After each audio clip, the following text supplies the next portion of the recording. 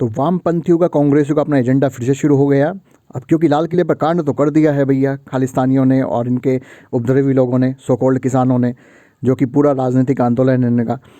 तो अब उसको कैसे खंडन किया जाए, अब उससे कैसे बचाव किया जाए। तो अब इन्होंने क्या करा, फिर से वही अपना सिंधु वाली अपनी फ़ोटो उठा करके, दीप सिंधु की, लड़के की, उसकी टॉल लड़का जो है, जिसने कभी बीजेपी, कभी सनी देओल को सिर्फ व्यक्तिगत रूप पे कभी सपोर्ट किया था उनके इलेक्शंस में, और ख़ुद सनी देओल ने बात स्वीकारी थी और सनी देओल ने बोला कि आज की डेट में मेरे से कोई संबंध नहीं है। खुद दीप सिंधु ने लास्ट दिसंबर में जब इसका इंटरव्यू हुआ दीप बरखा दत्त के साथ में, तब उसने भी बोला कि मेरा इससे कोई संबंध नहीं है आज की डेट में।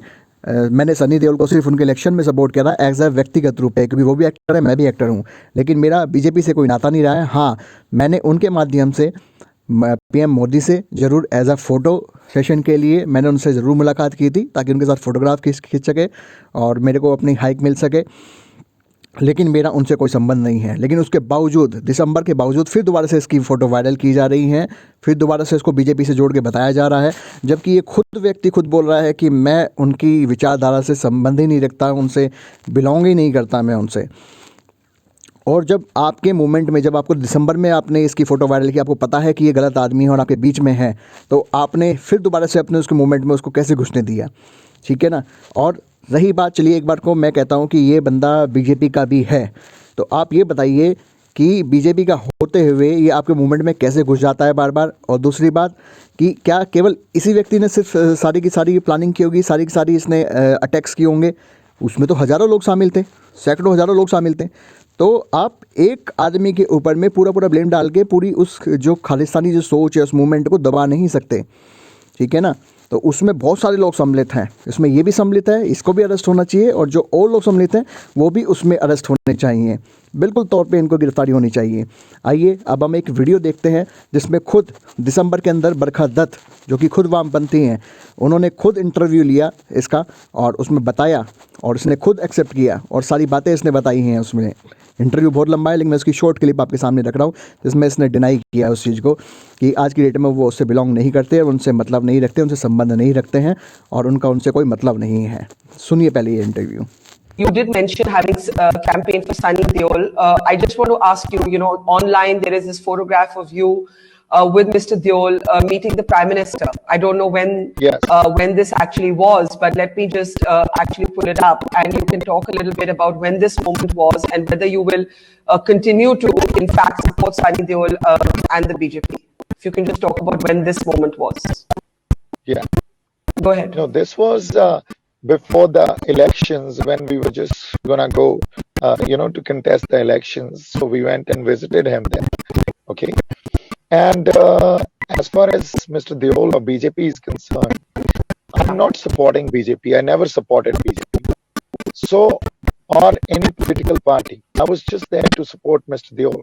But today, Mr. Deol is also probably, pushing that ideology, or kind of what government is saying, that the bills are in favor of the farmers, which I've taken a complete contrary stand, to this. तो आपने देखा और सुना पूरा का पूरा interview बरखा दत्त का, जो कि इस दीप सिंधु लड़के के साथ में लिया गया, जो कि दिसंबर के अंदर में लिया गया, जब इससे पहले भी इसकी फ़ोटो वायरल हुई थी, तब भी इस आंदोलन में सम्मिलित था। और कहता है, साफ साफ बताता है कि उसका सनी देओल के साथ में आज की डेट में कोई संबंध नहीं है। कभी उसने political campaign as an actor, as an candidate उसको ज़रूर अपना व्यक्तिगत रूप से सपोर्ट किया था, उसको एज अ पंजाबी होते हुए, लेकिन आज की डेट में क्योंकि सनी देओल कम्प्लीटली बीजेपी के अंदर घुस चुके हैं, उनके माइंडसेट कंप्लीट बीजेपी आरएसएस का हो चुका है, तो इसलिए मैं उनको सपोर्ट नहीं करता हूँ। और आज की डेट में खालिस्तान को सपोर्ट करता है, खालिस्तान मूवमेंट को सपोर्ट करता है, और आप इसको बता रहे हैं कि बीजेपी का आदमी है। और आप पूरे का पूरे जो कल का जो कांड हुआ है, जो 26 जनवरी के अंदर जो अटैक हुआ लाल किले के ऊपर में, और आईटीओ में जो अटैक हुआ पुलिस वालों के ऊपर में, आप उसको जस्टिफाई करने में लगे हुए हैं सिर्फ एक आदमी की फ़ोटो रख करके। मैं कहता हूँ ये बीजेपी का आदमी भी है और इसने अटैक किया, तो इसकी गिरफ्तारी होगी और ये अरेस्ट होकर के रहेगा। लेकिन आप एक आदमी से आप उन 500, 1000, लाखों लोगों को नहीं आप उनको बचा सकते हैं जिन्होंने कल वहाँ पे अटैक किया, क्योंकि केवल यही आदमी उसमें सम्मिलित नहीं था। कनाडा की वो सोच, कनाडा में बैठे वो खालिस्तानी जो इनको फंडिंग कर रहे हैं, खालिस्तानी को बैठ करके उस मूवमेंट को चला रहे हैं, वो लोग भी इसमें पूरे दोषी हैं। हो सकता है इसने पैसों के लालच में जा करके आज की डेट में खालिस्तान आज की डेट में खालिस्तान को ये आदमी सपोर्ट करता है पैसों के लालच में, क्योंकि एज सिख फॉर जस्टिस जो ऑर्गेनाइजेशन है, जो टेररिस्ट ऑर्गेनाइजेशन है, जिसको कई यूरोप के अंदर कई कंट्रीज़ में बैन किया जा चुका है, इंडिया के अंदर में उस पर प्रतिबंध है। आप वो ऑर्गेनाइजेशन साफ साफ उसने ऐलान किया था कि जो लोग 26 जनवरी को लाल किला या इंडिया गेट के ऊपर में भारत की किसी भी ऐतिहासिक इमारत के ऊपर में अगर खालिस्तान का झंडा लहराएंगे तो उनको $2,500 US डॉलर का इनाम दिया जाएगा। तो हो सकता है पैसे के लालच में इस आदमी ने काम किया हो।